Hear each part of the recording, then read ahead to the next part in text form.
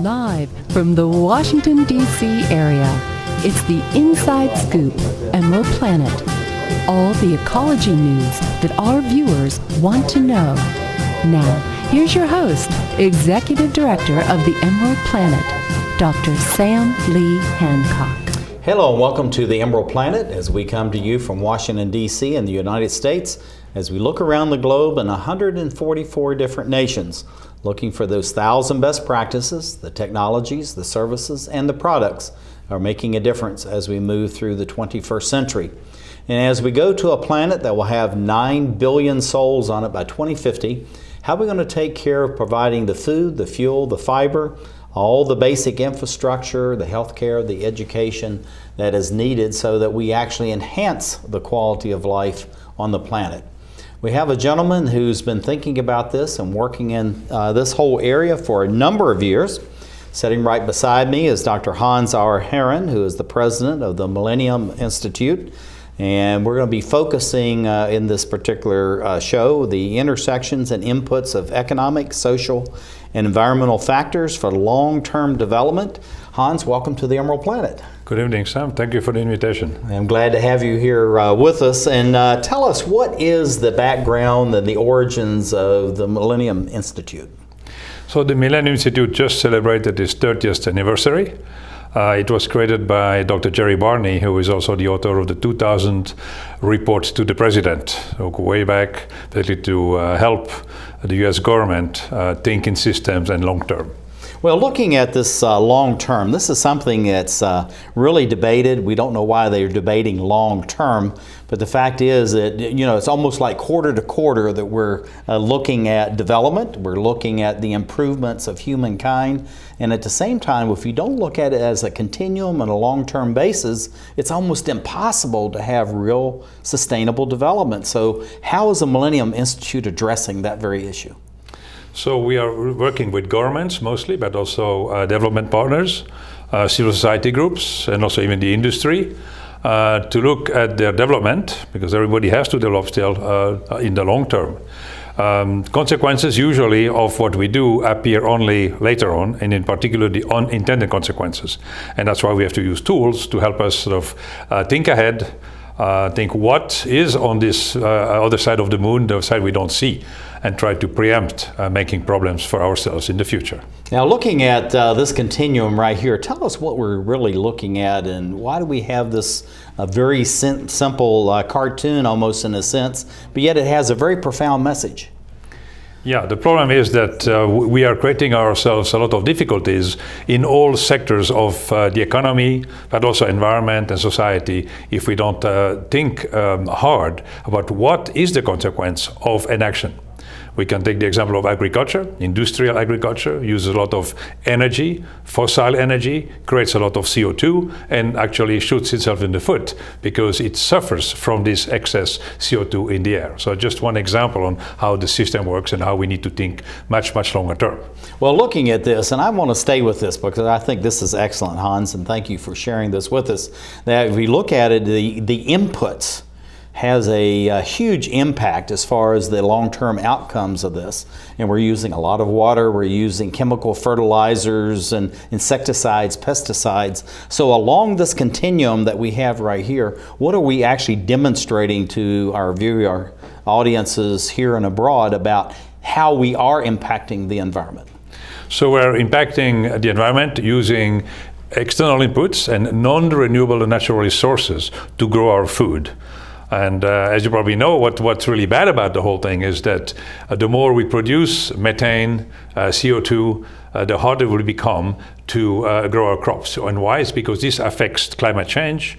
And climate change is not so that we have higher temperatures, which for every degree warmer temperature, we're going to lose almost 10% production.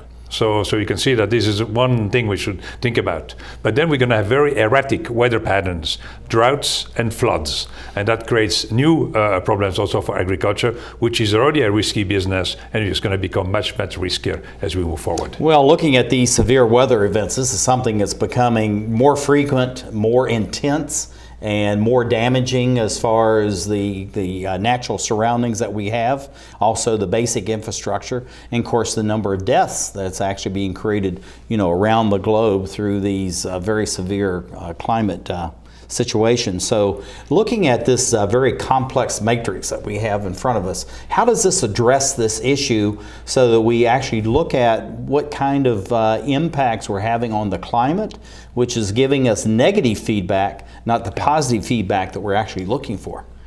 So what we have to do is really to look at a number of issues with the present way of growing food. And we can take the north, the south, the east, the west, everywhere we need to change. And as I was the co-chair of a major report on agriculture, we already pulled the alarm back in 2008 that business as usual is not an option. It was very clear that we need to find new ways to do agriculture around the world. And there are a few models which show the right direction, these models are the ones which really take care of the soil fertility, the life in the soil. And if you get that right through the right agronomic practices, you're going to solve a lot of problems. The water problem, because the soil would absorb the water so you don't have the runoff with all the goodies in the soil going away when it rains. You fix carbon, which you have too much in the air, into the soil, and that helps the soil fertility. Which is a nutrient for the plants and for the earth itself. Exactly. So we need to bring back a lot of the waste, which is now basically thrown away and into huge piles of garbage or burned, for example. That has to go back in form of compost and humus into the soil. So we have to close the carbon cycle. The same with the big industry, the animal factories, where you have all the manure accumulating in one place, and then in another part of the world you grow the crops. So it is no longer closing the cycle, and that it creates a lot of the problem we are dealing with today already. And if we don't change, we'll probably be sinking very fast. If we continue that way of doing things. Yeah, and what we're really talking about then is we want the balance between the air, the soil, and the water. So looking at these models that you've been working on, and we're going to get into that at a later period, but looking at these models, how do we bring this balance so we keep all these things, in together, and we're moving forward so we have the proper amount of nutrients, the proper amount of water, but also that we have the clean air, and so that actually enhances the growing cycle as far as agriculture is concerned. Yeah, for that I think we have to look at some warnings which have been out there for a while, like those planetary boundaries. So we have overshot already quite a bit in terms of the loss of biodiversity. Because if we have if we don't have a lot of diversity in our plants, in animals, we will be less resilient against climate change. So, and the same again on the nitrogen cycle side, we have been using a lot of nitrogen fertilizer. We have killed the life in oceans in many, many places. And the soil itself. And the soil, in the soil, in the water. So again, so we know that we have reached some of those boundaries already, and we need to step back. And that's very, very essential. We have degraded soils at a huge rate, and so we need now to backtrack and restore soil fertility, because instead of cutting forests to gain more fresh and virgin soil, we need to go back and restore the soil we lost because of over-fertilizing, for example. Right. And that's kind of like the remineralizing of the soil, and also reforestation to expand the watersheds. But looking at this map, what does all these various colorations mean to us? So what we see there basically is not very nice. I mean, all the red spots and pink areas will have less food production, the dark red 50% by 2080. If we don't do something about our climate change. And I know there's the climate skeptics out there, the people think, don't worry, we're okay. Even if we maintain where we are, let's say no more CO2 production, we will reach another 3 or 4 degrees anyway, higher temperatures.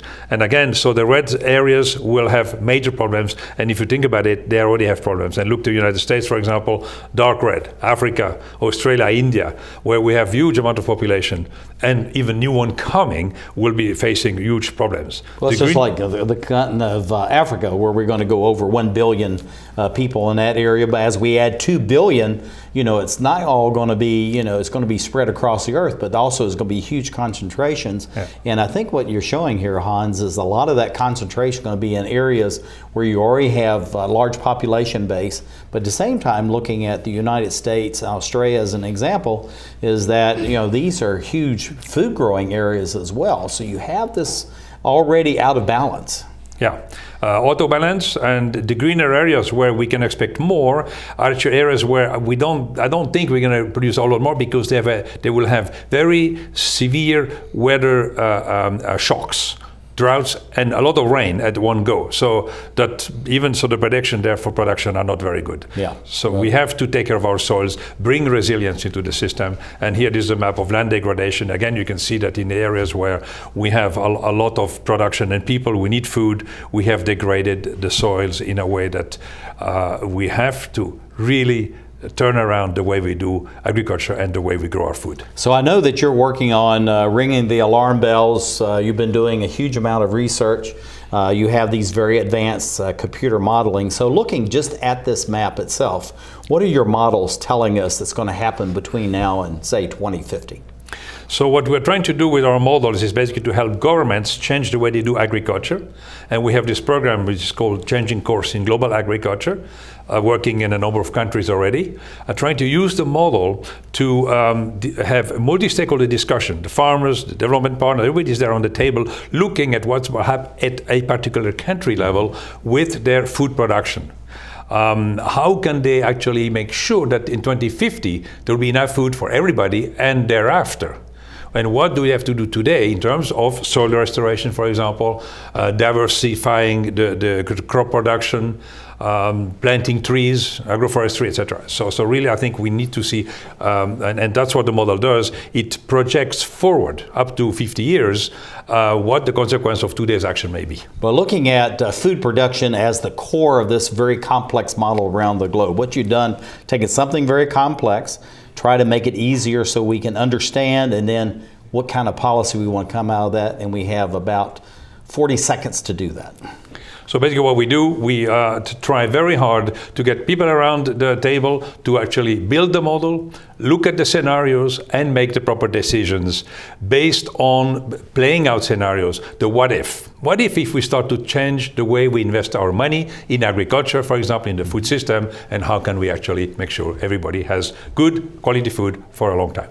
Well, thank you very much for being with us, Han. It's just fantastic what you're sharing with us. And what you've done is you've taken something that's, again, is very complex, try to bring it down so that it's something that can be understood by policymakers, but all the way down to the citizen level. And it's very important that we have that so that citizens feel like they can buy into what's going on around the globe. Dr. Hans R. Heron, president of the Millennium Institute, thank you for being with us, and thank you for watching as we create the Emerald Planet. She's had more than a dozen fractures. And in the next few years, she faces 2 major surgeries to strengthen her fragile bones. She's only 10 years old. Most people don't worry about fragile bones until late in life. For those with osteogenesis imperfecta, brittle bones are a concern throughout their lifetime. Find out how you can strengthen this child's future. Diabetes is a killer. After I was diagnosed, I didn't feel sick, so I didn't listen to my doctor. Then it struck. I had a heart attack, then a stroke, and I was only 49. Most people with diabetes also have high blood pressure and cholesterol, which can cause severe heart damage. In fact, 2 out of 3 people with diabetes die from heart disease or stroke. Don't let diabetes destroy your life. Call for your free diabetes survival guide. Choose to live.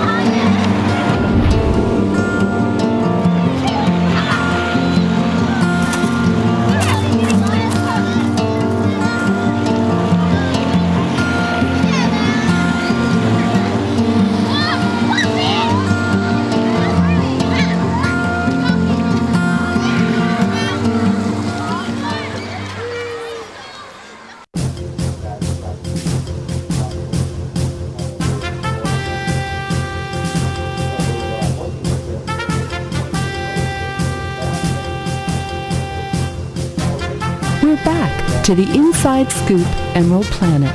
Here again, your host, Dr. Sam. Hello, welcome to the Emerald Planet as we come to you from Washington, D.C. in the United States as we're looking for those 1,000 best practices, the technologies, the services, and the products, and of course the people that are bringing about change as we move towards 2050 and through the 21st century. And as we look around the globe in these 144 different nations, what are some of the common themes that we're seeing? And also, what are some of the disparate areas that would need to be addressed as we look at this whole notion of the food, the fuel, the fiber, the basic infrastructure, education, healthcare, and all the other needs that we have for a planet that will have 9 billion people. We have a gentleman who has really been working on this for a number of years to bring about the computer models that actually can tell us where we're going to be going, the best scientific thought, and at the same time to incorporate what is going on as far as global climate change that is bringing negative impact on the lives and the communities where each of us live. This gentleman is Dr. Hans R. Herren. He is the president of the Millennium Institute, and we're going to be talking about computer modeling, rationalization of natural and civil society resources for national growth and prosperity. That's a very long title, Hans. I hope we get through all of this in the time that we have. Well, thank you, Sam, for the invitation. We will try. Well, we're glad to have you here, and thank you very much for coming out, because I know you have a busy global travel schedule that you're on. But looking at the fact that you're headquartered in the United States, but you're really lurking all over the globe. So what is it that's about the Millennium Institute? What's some of its history, and what led you into this computer modeling? So on the history side, we started 30 years ago, and Dr. Jerry Barney is the founder of this institution. And why actually this all started is because he realized at the time that government need better planning tools. That governments were working in silos, that the different ministries or departments were all planning, making their own little plans on different assumptions quite often, even here in the United States, and that there has to be a change. That if we want to progress, we need to start to interact, to have a dialogue among different partners in development, but in governance. And so to make sure that we save natural resources, that we make better decisions, who are connected to each other to create the synergies, which are very important. And I think that's the big word, is synergies in government and also in all our actions. Well, bringing all the stakeholders to play in this whole thing, and this is government, civil society, citizens at the local level, and people from all aspects of the society. And we're trying to take something very complex ideas, bring it down so it's a simple message, people can understand it, and yet we still end up with this very complex chart that you shared with us. So looking at this, what are we talking about here? So what we're talking about really is to try to develop a model of reality so that we can play around the what if. And because the human brain can handle 3 or 4 variables at a time, life out there is very complex, so we need tools. And tools, computers, now we have developed computers, so why maybe use them for something intelligent, for example, playing sort of games, because it is actually a game, but with real numbers, with real things. And real impact and real outcomes. Real outcomes, yes, and the impact, again, depends what people do. It's like everything. We have these nice models. Many countries have applied them. They did the what if, they come up with scenarios on the way forward. The question then is it being implemented, or if not, why? Well, looking at this, we have civil society, the environment, economy, and then, we're talking about the impacts as far as population continues to expand. It's growing more rapidly, say, in the African continent, Southeast Asia, Latin America. It's a great decline as far as places even like Russia, Western Europe, the United States, and Canada. So when we balance all these things out, Hans, what are we seeing that's going on now as we do move towards 2050 and we're adding 2 billion new people to the planet? So what we see really is that we need to make a major shift in the use of our natural resources, because in the end, that's what it is. So today, if we look at the global scale, we always use more interest than the world produces. So in the consumption pattern of today is only 1.5 Earth. So as we move forward, and we have all these developing countries who also want a share of the cake, and 2 more billion coming in the South mostly, who also want a piece of the cake, we're going to have to start to really juggle around with our natural resources. How can we make sure that we get more interest from that capital, that everybody also has a piece, and that we don't eat into the capital as we do today? Well, looking at this, the whole thing is that people, because of telecommunications and the way that people are connected through the internet, they're not going to just satisfy for doing with less, because they know what their neighbors have, and their neighbors, if they're in Africa, just happen to be Southeast Asia and Europe and North America and Australia and places like that. So we're really all in this together. We hear that all the time, but at the same time, we have to come up with solutions. So how do we balance so we're not all of a sudden by 2050 we're consuming 3 Earths? And so how do we expand that pie really is what it's all about. It's not the fact everybody's going to do with less pie. Is the fact is we have to expand the pie. How do we do that? On the one hand, I think we have to stop wasting. I mean, on the food side, we produce so much food already today for 14 billion people, for twice the world population. Because we are wasting a lot post-harvest, retail, once it's been bought, as we know, 30-40% is thrown into the garbage and the rubbish. That's sort of in the industrial world. In the developing countries, we lose 40-50% before it's harvested and just after harvest. So just by sorting out that part, which I think we know how to do, we could solve at least the food problem. Well, let's stop right there, because I think this is something people don't really understand, is that you take these very large countries, it could be even, like an India, like a China, even the United States, we're losing literally, as you said, 40-50% of the produce before it ever gets out of the field almost. So how do we stop that so that we don't have this huge waste and it gets to where it wants to be, and at the same time we're not wasting the inputs, the money, the materials, the chemicals, all these things that go into it to produce it? So again, we have to become smarter farmers. So that's what we have to do, and use all what we already know about growing better quality, maybe a bit less quantity, because we have too much of it. More quality, that's important, with food with more nutrients. We know also in many of the older varieties have a lot of nutrients. Older varieties used to know how to defend themselves against insects and diseases. So there again, I think there's things we can do. So I think it's really applying a lot of the knowledge we already have, and not try always to find a treatment for a symptom, because what we do all the time, and that's I think the big problem in the world today, we're treating symptoms. That's good for business, that's bad for sustainability. And so we need to see what's the cause. It's also bad for agriculture as well. It is bad, yeah, because we are using our natural resources, basically throw them away.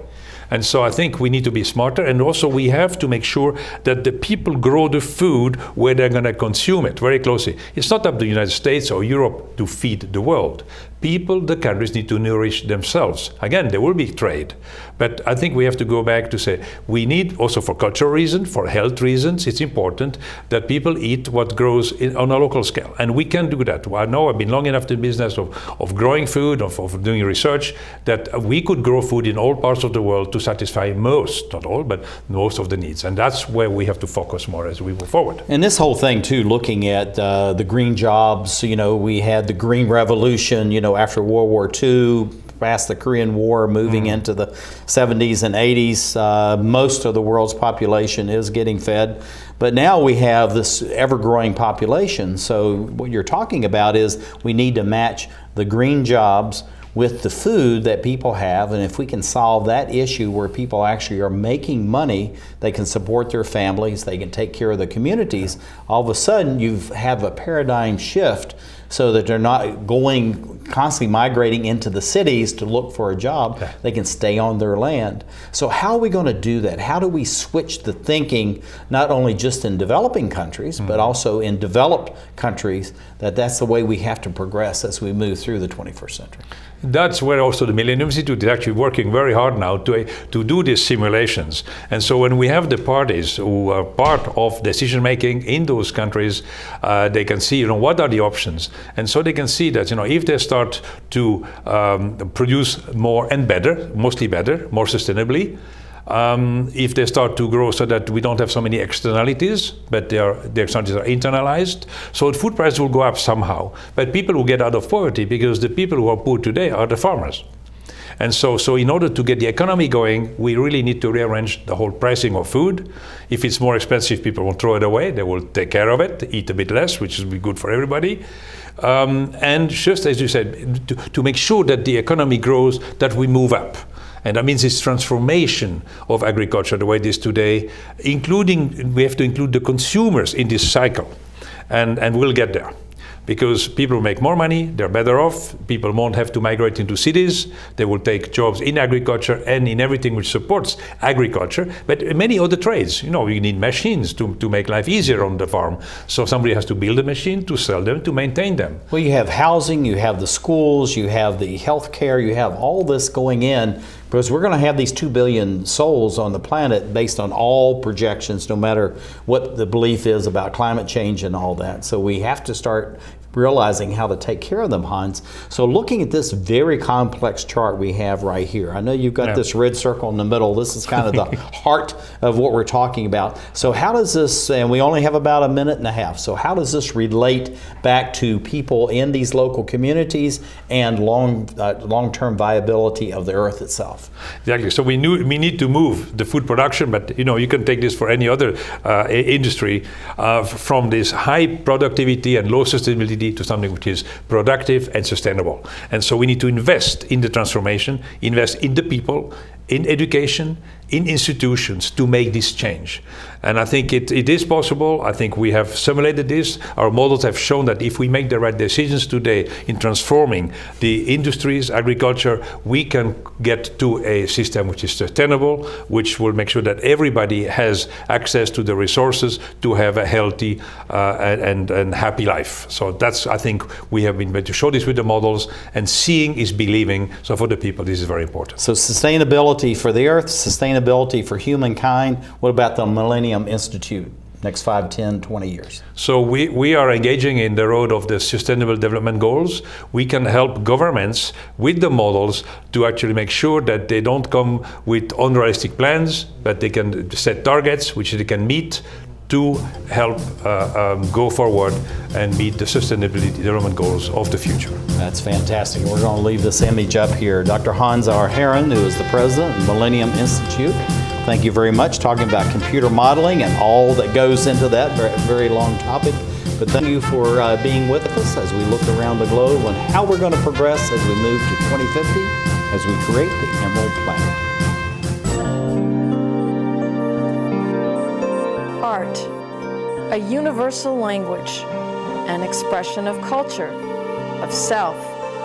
And now, thanks to Empowered Women International, a way for emerging and established immigrant and refugee artists and artisans to find hope to earn a living while enriching the lives of all of us. Empowered Women International, making a better America every day. For more information on Empowered Women International's educational programs or to make a tax-free donation, contact C. Fripp at AOL.com.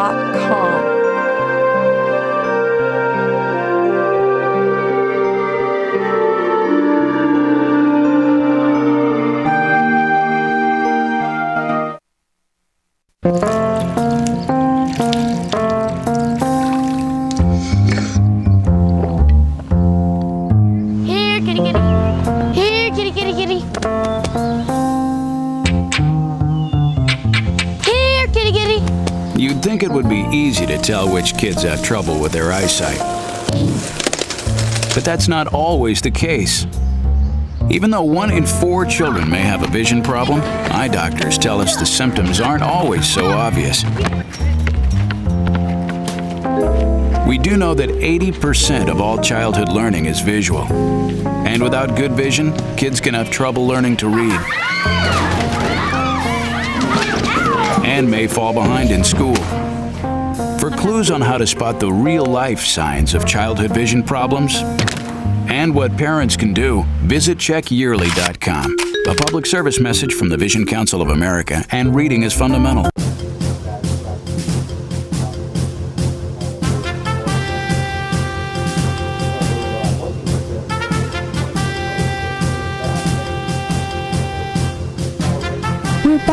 to the Inside Scoop Emerald Planet. Here again, your host, Dr. Sam.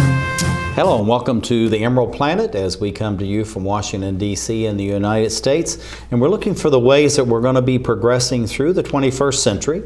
A target is 2050, how we're going to be able to take care of 2 billion new people coming onto the planet. That will then have some 9 billion. And some of the projections by the end of the beginning of the 22nd century is that we'll have maybe 12 to 13 billion people on the planet. Many people saying that we actually have too many today and how we're going to be able to take care of all these people. So we're actually enhancing the quality of life, not just existing. But what we're learning is through this exercise from Dr. John, who goes by the name of Jed D. Schilling, Senior Advisor and Trustee at Millennium Institute, that we're already producing food today that it could actually feed 14 billion people if we're not wasting it. And so he's very much involved in developing the computer models and sharing with governments all the way down to local communities about how we need to progress as we move towards 2050. And we're going to be talking about in this particular segment the multi-entity gaming, MEG, seniors regional modeling, visioning, and scenario building. That's equally a long title, Jed, but welcome to the Emerald Planet. Thank you very much. It's a pleasure to be here. I'm glad to have you back. And I know that you've been involved in this for many, many years and are continuing to expand your knowledge base and the research that you're doing. But tell us about your title, the Senior Advisor and Trustee. One, Senior Advisor, Millennium Institute, and then what is a trustee as it's involved with a global institute like Millennium? Well, to start with that, the trustee is a member of the board. And when Jerry Barney, when he was founding the Institute, was first establishing the model, he needed to make sure it was properly designed. And I was an economist who'd done a lot of modeling at the World Bank, so he got me involved to help them make sure the model properly represented the critical economic relations and also took account of the interactions with the other sectors. And then after I retired from the bank, I could become a trustee, which is a member of the board. It's the Board of Trustees, which I served on and as chairman until my term expired last year, and I went back to being a senior advisor after that. And one of the other things I have done extensively is meeting with senior decision makers in various countries in order to advise them about the benefits of the model and help them use it to develop better strategies, because my experience in working with these people has also been very useful. Well, you know, this work between the international bodies such as the World Bank, International Monetary Fund, the United Nations, all these, you know, they have many senior people like yourself that's been involved for a number of years, established a good network all over the globe. Many developing regions as well as countries are concerned. Why is it important, and this is something that you and I have talked a little bit about, but why is it important that people continue to give of their time, their talent, their treasures after they leave one multinational organization and go into a nonprofit, non-government organization like the Millennium Institute? Well, one, it helps me continue to achieve my goals of improving the standards of living in the world and achieving sustainable development.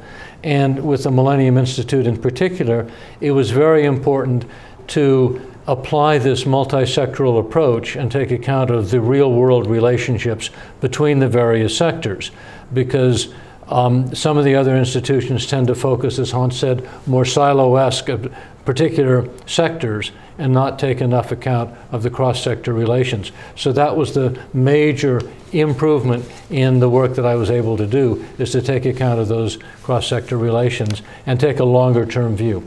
Well, looking at, you know, this is the Hans R. Herren that you're referring to, the president of the Millennium Institute. So looking at the work that he's doing as the president and your work as senior advisor there, you developed this stakeholders game, this what's called multi-entity gaming, MEG. What is that and why gaming? I thought this was serious business that we're engaged in. Well, it is serious business.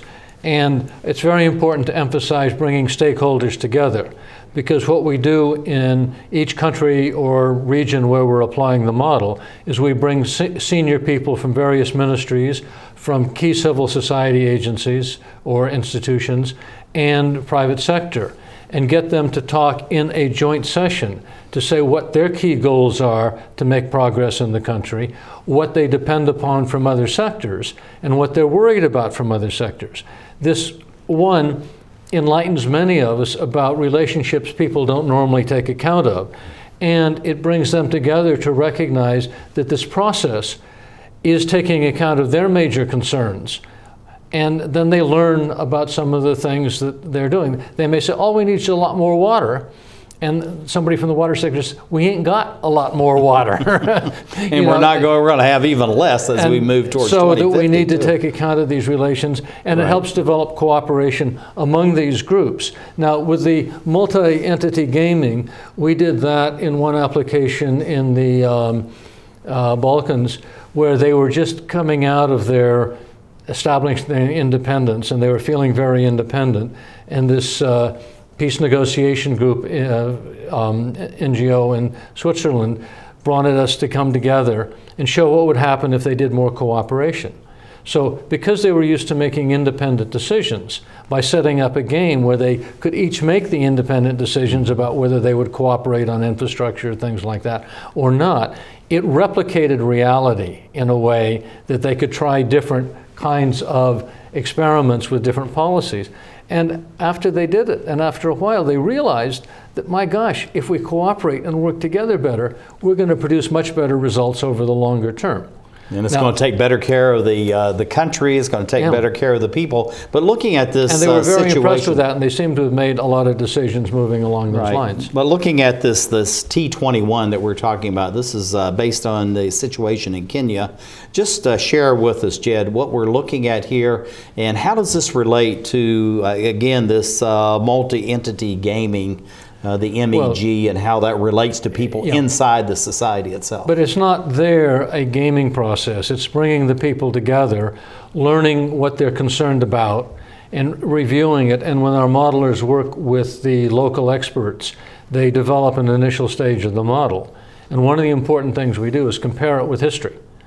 And we'll run a historic scenario and see how close it is, where there are gaps. We help find relationships that people hadn't thought about before and bringing it together.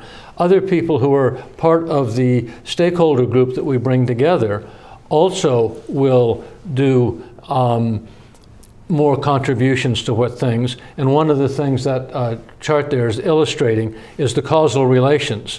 And each one of those arrows says this thing has an impact on that, and that has an impact on that. And this is a very simple version of it. The real world is much more complex, but people will look at that, the specialists, and say, oh no, you forgot, you need to add another connection here. There's something else this has an impact on, or something else here needs to be brought in. So they do that. That builds their confidence that the model, as it's going forward, takes account of their major concerns.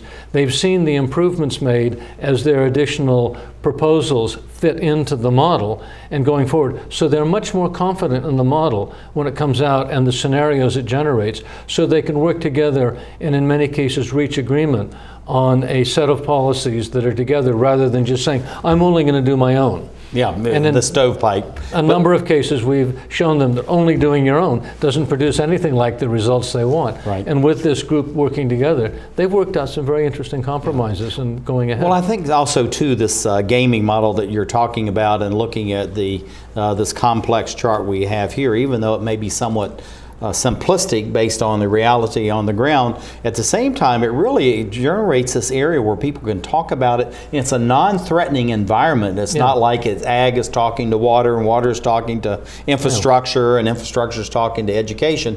They can all get together, look at it, and then talk over it, because it's this thing out there. It's not something between my ministry and your ministry, my department, your department. So looking at this, how do people, thing I want to add hold on that. just one second.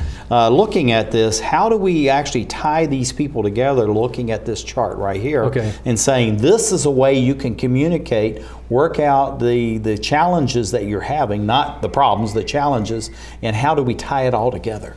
Well, one thing is, a chart like that is, you don't have to be a modeler or a mathematician to see what the key relationships are, so you can understand that. And by bringing the people together to look at that, then the modelers convert this into a quantitative model that generates realistic scenarios going forward for 20 or 30 years.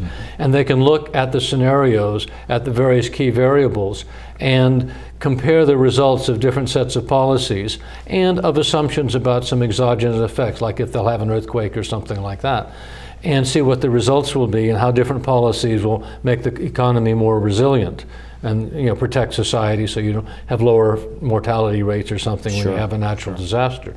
So it brings them together, and they review stages as we continue to develop the model, and usually it's about 3 stages. And then the model is transferred to the country, and their own experts can continue to run it, and they can continue making further modifications going forward and see what the results are. So it incorporates them. They feel comfortable that it's something that they can rely upon because it represents their key views. And it generates scenarios they can compare the results of different assumptions and see what's likely to happen. Yeah. Well, looking at this is going back to the Balkans example that you were giving, and we're almost out of time. But looking at these divergent lines, what are we looking at here, and how does that actually relate to the people that are in the room, the ones in the gaming situation? This is a very simple line. 30 seconds. Yeah, this is a very simple line. The bottom line is what happens if they stick to their own policies and don't cooperate, and that's what happens to GDP. The upper line, the red line, is what happens if they work together and cooperate and do that. Their GDP will grow faster. So this is a very impressive result that they can look at and see the result, and they can look at lots of other variables the same way. So again, they don't have to be a detailed modeler to see what the results look like, and then they can say, oh, that's a pretty good result. I think we want to go that way. And it helps convince their colleagues and other people that there are real benefits to be seen from this. And so this is not pie in the sky, but this is something that's realistic within, very realistic, within the modeling itself. Yeah. And we're going to end up with this because I know you've been around the globe and all of it. We only have about 15 seconds. 15 seconds. What do you see? What do you see for the future of Millennium Institute? Well, this was a group that we brought together that we have after we finished the discussion. 15 seconds. And I see that with the Millennium Institute, getting the message out, bringing more people together, helping them design more sustainable policies over the longer term to realize what the longer term implications are, get beyond the short term. Yeah. So that's what's very important. And just for these people, as you see right here in this photograph, well, Dr. John Jed D. Schilling, Senior Advisor, Trustee, Millennium Institute, thank you for being with us. And thank you for watching with us. We talk about how we use these computer modelings to go forward in the 21st century as we create the Emerald Planet. These rats were playing in the woods. Wanted some matches and that's no good. Listen to smoke before you give it a try. Only you. Don't play with matches. Don't play with fire.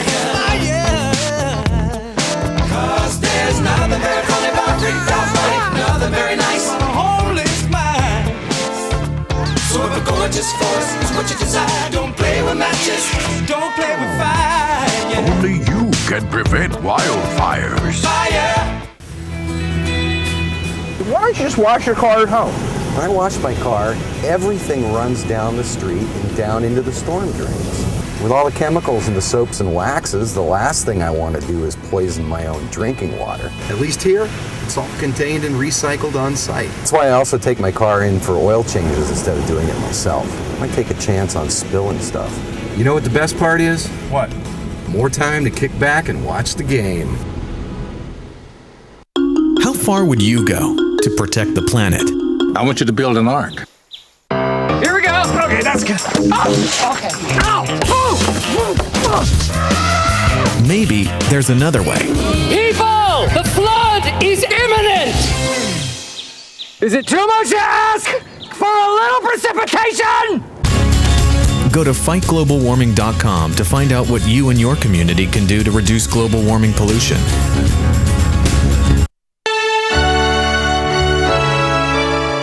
Somewhere around the world, there are men and women of the armed forces risking their lives, helping rebuild communities after natural disasters, collecting toys for needy children, tutoring kids in school.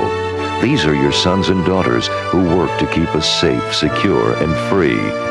Dedicated men and women who put their country first.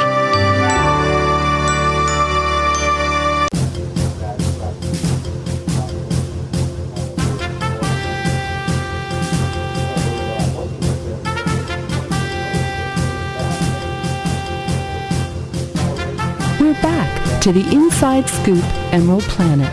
Here again, your host, Dr. Sam. Hello, I'm Dr. Sam Hancock, the President, Executive Director of EmeraldPlanet and Director and host for EmeraldPlanet TV. We come to you on a weekly basis from Washington, D.C. and the United States as we bring you the latest information and the best practices, the technologies, the services, and the products that are making a difference as we move through the 21st century. And as we go towards 2050, how we're going to be able to involve the world to take care of 2 billion new souls. We're going to be joining a planet with already over 7 billion people, and to provide them with a quality of life, a standard of living that actually goes beyond what is even available today. Many people saying that's not possible, and EmeraldPlanet is all about the realm of the possibilities of what we can do as we do move towards the 21st or through the 21st century. And we have somebody who's working with the United Nations and doing other international work. Mayami Sako, who is what's called an advocacy expert. We're going to explore that with the Millennium Institute, and her topic is advocacy, global view, and the United Nations.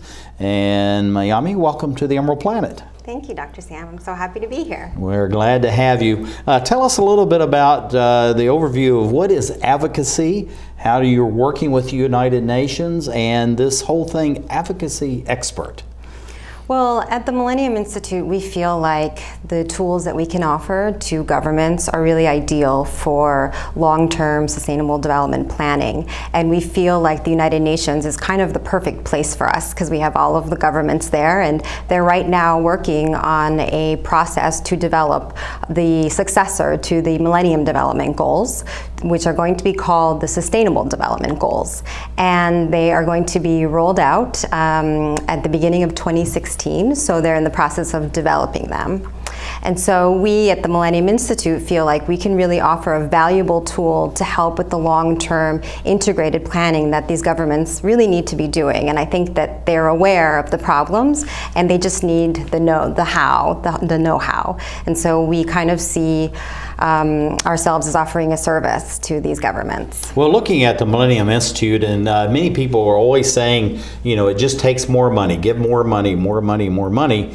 And yet when you talk with people in various ministries, departments, sections, you know, within nation states, within the United Nations itself, many people say there really is abundance of resources. The fact of how we allocate those, how we look at the conservation of natural resources and balance that, and also to have good governance. Mm-hmm. So your perspective working with the United Nations and looking at all these different nation states and talking with people, how do you balance the fact is, yes, you probably do have enough resources, but we have to take care of what we have, and how can we collaborate? And I think that's what your computer modeling is all about, is this collaboration between the humans and the earth, the soil, the water, the air that they have. Mm-hmm. How do you go about all that?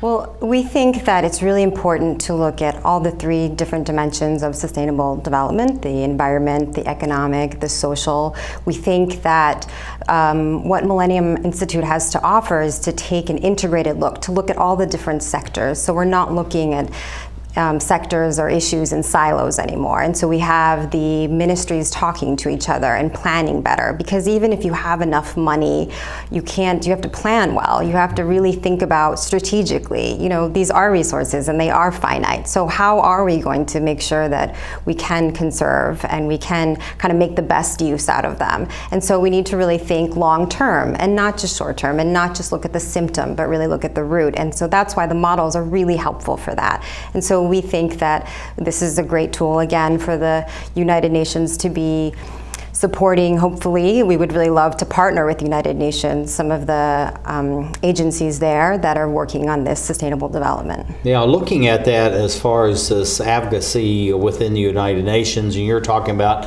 focusing in nation states, and this is something that I know from, you know, talking with your president and your senior advisor, you've been working on very diligently. So then as we raise it to the next level, United Nations, where you have most of the countries on the planet that are represented there. How do you go about advocating within the United Nations across all these nation states, across the regions, so they feel comfortable? They do want to work together. They want to share maybe some of their resources, but at the same time enhance their resources based on the success that other nation states have made.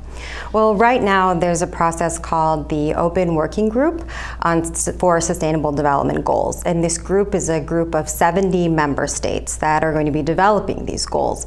And part of their difficulty and dilemma will be in talking to each other and being able to kind of come to solutions together as a group, and then again as kind of the globe to really think big picture. And so that's the process we are very closely following and very hoping to influence, and we've been attending every meeting, and we are trying to build relationships within this process and with this group. Now, looking at the Millennium Development Goals, if you could share a little bit about those, what they mean, and now we're actually going to the next level, which is the Sustainable Development Goals. So how does the Millennium Development Goals, a little description of that, how are they going to be morphing into this SDGs?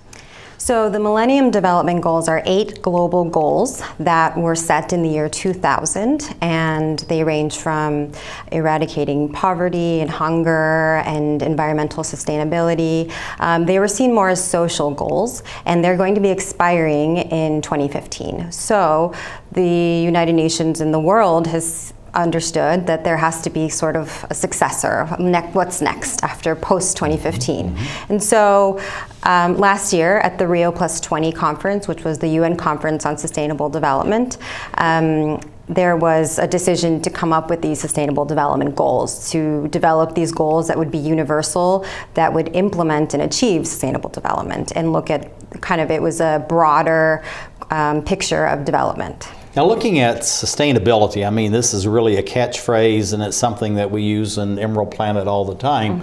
But really within that is embedded resiliency, innovation, technologies, and diversity and inclusion. So how do we balance all this so that we actually know what type of innovation is going to add to sustainability?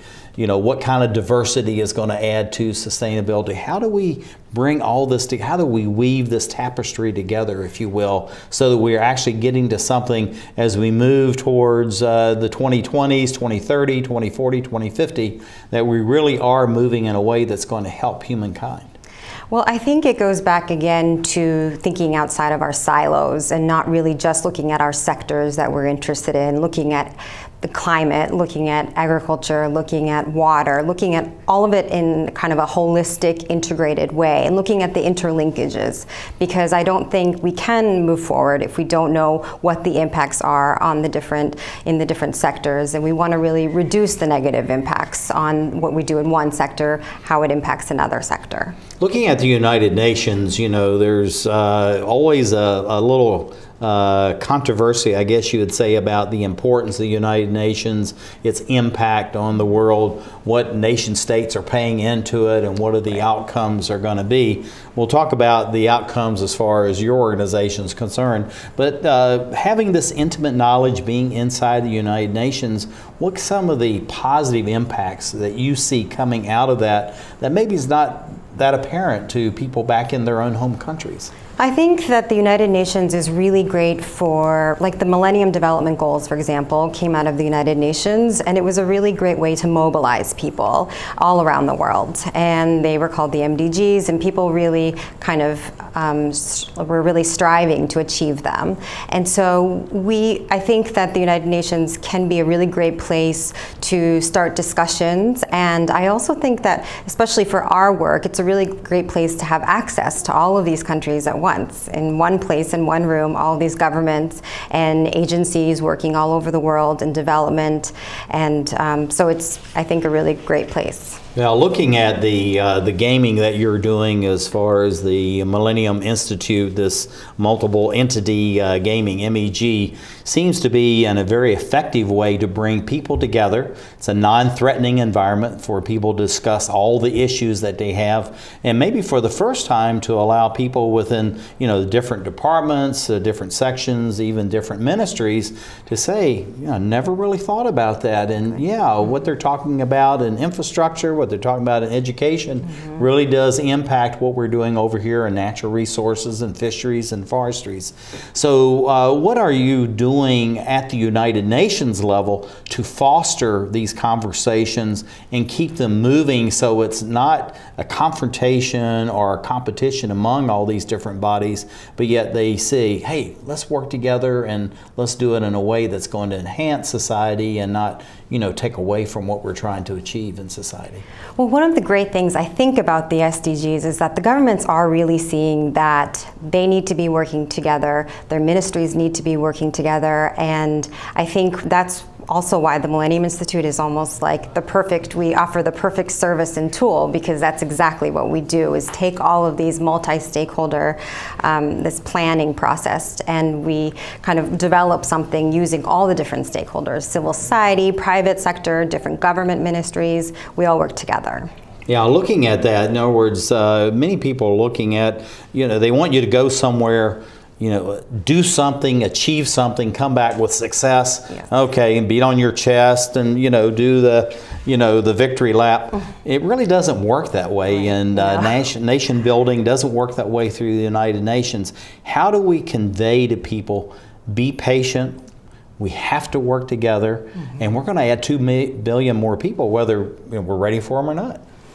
I think the way to convey that is to look at the opportunities and not really focus on the negative. I think that that's what I've learned going to the United Nations, is that threatening people, you know, probably isn't going to work. So talking about what are the opportunities, what is the good that can come if we don't do business as usual? What are the options that we have? What are the alternatives? And I think that there's a lot of discussion going on about that. Well, we only have about 15 seconds. What do you see for the future of Millennium Institute over the next 5, 10, 15 years? I hope that we can continue to work to contribute to achieve sustainable development globally. I think we have a great tool to offer, and I'm excited to be part of it. Oh, I think it's absolutely fantastic, and we're going to be losing our time. We're just running out, but thank you for sharing. Thank you so much. And working with you guys on Millennium Institute. It's just really fantastic what you're doing, and the computer modeling that's going on is something that we really need to share more about, and maybe we need to discuss how do we come back and really focus on the tool itself and how that's going to come up and how